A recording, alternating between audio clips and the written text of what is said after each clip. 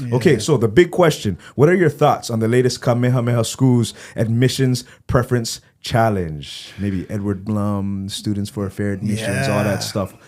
What are your thoughts? I think it's good, bro. Okay. And I'll explain why. Okay. I think bad things happen to make us stronger. Okay. And I look at the silver lining in everything. I say, good, challenge us. It'll make us stronger. It'll make us have to reflect, which is learning. Yeah, we gotta be able to adjust and get better. Once we complacent and compliant and not trying to progress, that's when they get the best of us. And you look at it like I've coached wrestling for years. Yeah, so I look at it like this: if you're not willing to put the time on the mat to get better, the next guy is going to smash you. Okay. And it's that time. And at Kamehameha Schools, we all know administratively that it's going to happen. It's just a matter of time.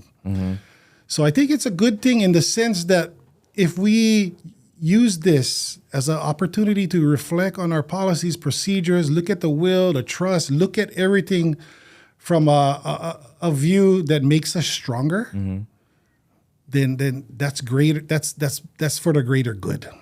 Yeah, and I'll explain something that like the implications of this is not only Kamehameha Schools. Its implications has broad and systemic issues that are going to look at trust law, that are going to look at different wills across the board, private wills, right? It's going to look at every ʻAliʻi trust. It's going to look at every preference, and it's going to look at everything under the sun for DEI. Okay. It encompasses everything. Yeah. And I think that it's really a systemic thing that's happening. And I don't know if it's coincidental or whatnot, but think about it. You have military contracts coming up.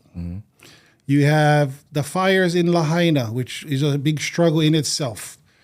You had Mauna Kea, which is still going on, by the way. And you have all these areas, Poakaloa, you name it, Makua. We got so many battles on the front culturally that's happening.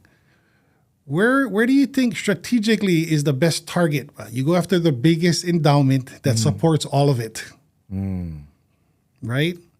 So there's ramifications throughout the entire lāhui when we talk about how and what we do next, right?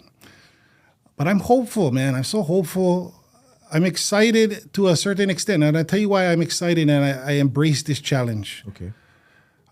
I embrace it because I think it's an opportunity for us to collectively rally together to do something, whether you're Hawaiian or not Hawaiian, to perpetuate a way of life that we all love. Imagine a system that all of our endowments, all of our ʻAliʻi trusts, OHA separating from the state and becoming a big organization to really strengthen the voice of people here. And remember, when I say people here, I include Hawaiians and non-Hawaiians because our kingdom was both, bro. Yeah. I don't only think of me. I'm thinking of everybody like-minded. And you know, the idea of Aloha ʻāina is real in my life. I don't know if everybody has the same understanding as I do. Yeah. Most don't. Yeah. And let me ask you this question, and for those that might see this, you know, would you die for your family? Absolutely. That's how I feel about this ʻāina. And most people that Aloha ʻāina, they would die for this ʻāina. Yeah. Whether we here in Ko'olina, whether we on Maui, whether we in Waianae, wherever, that's Aloha ʻāina to me. And to me, like, how do we collectively fight for something that has limited resources? We live on an island-based society. Yeah. We're not the mainland. I don't want to be that. So how do we protect it at every corner, every turn, and with every challenge? You know, and to me, that's Aloha ʻāina. If you love this place as much as me, we on the same team, bro. And I don't care what your koko got. Yeah. And I think that the koko is another systemic issue that we can probably talk hours about too, because I don't believe in percentages, bro. Blood quantifying. Yeah, that is crazy to me. And that's a westernized way of looking at it. It is, bro. You know Not what I the mean? kingdom vision, bro. Not at all. See, well, that all comes down to identity and people trying to figure out who is what, who deserves what, who is owed what, right? Yeah. Through the occupation. And I think that all of that confusion right now is going to evolve with the mentality that is similar to yours. It's a zoomed out perspective. Yeah. It's bigger than blood. It's bigger than you stole my land, I deserve this, right? Yeah. It's how do we move forward and who is coming with me and who is against me, right? And I feel like you're right there on the front lines, my brother. Yeah, we try. And I think for my path is always to educate, right? And I've done it everywhere I've gone. And I feel that educational systems, no matter if you're in a public or private setting, we provide information so the kids and the families can process how they like use them. Yeah. We don't indoctrinate. We don't try to institutionalize people. This is all the information.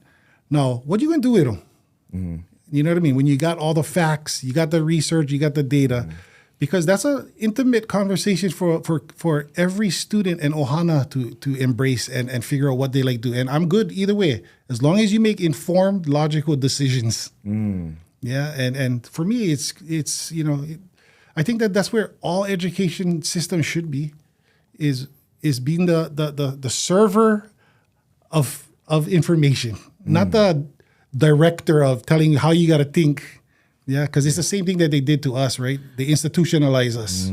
Yes.